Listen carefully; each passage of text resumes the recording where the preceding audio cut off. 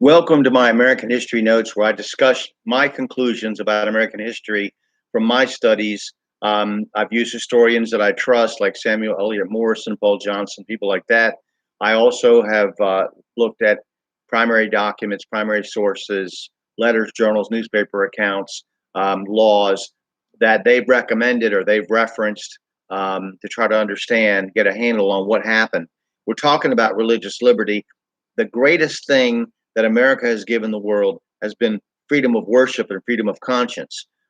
It's been the most consistent, and it's evolved and grown, and it's in great danger all the time. Remember, freedom of thought and freedom of conscience is not freedom of worship. I mean, yes, anybody is free to think what they can.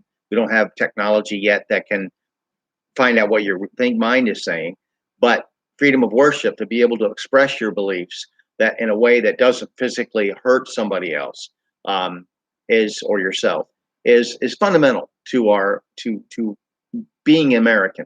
Okay, so that's one of the great things that America's given the world. My cat's with me here, so you will see a cat in and out of the video. I have three, so who knows. So we're going to start, and we're talking about the Great Awakening, and it's a series I'm going to be doing on the Great Awakening.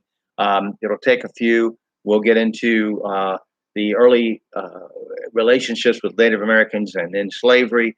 These are next, but right now we're going to talk about, because we're working on religious liberty and the foundations of it and how that all came about.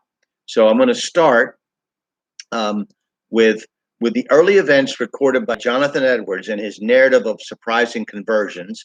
The Great Awakening began in 1734. Concerned about the lax attitude were participating in Sunday services, as in paying attention, Edwards began preaching on it, and a group of people who were also disgusted with the attitude of people in church came to his home to talk to him about it. It seems that some people, especially young people, had already met to discuss the poor attitude of churchgoers. A small revival began to stir over parts of Massachusetts and New England. It wasn't until, excuse me, 1741 that Edwards preached his epic sermon, Sinners in the Hands of an Angry God, though in Enfield, Connecticut, and things literally took off. Jonathan Edwards was known for exercising, sleeping very little, and eating very little. He was very thorough in researching his sermons and applying long periods of intense study. He was very self-disciplined and followed strict rules for himself, knowing that you can't make revival happen, but can only pray, work, and apply one's talents toward that end. Edwards could tell it was coming. There was a great Boston fire in 1711. In 1721, a smallpox epidemic hit the city, killing over 1,000 people, with the first inoculation introduced at that time.